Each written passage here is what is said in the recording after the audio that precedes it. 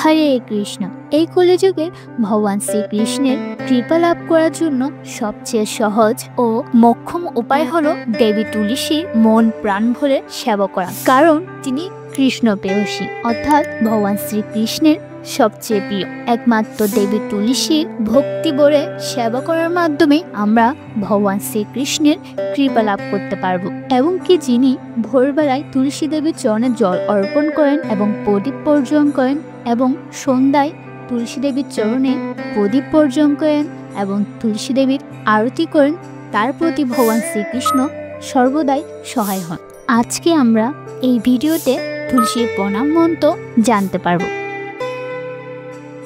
বৃন্দায় তুলসী দেবায় প্রিয়ায় কেশবস্য চ কৃষ্ণ ভক্তি পদে দেবী সত্যবত হই নমো নমঃ।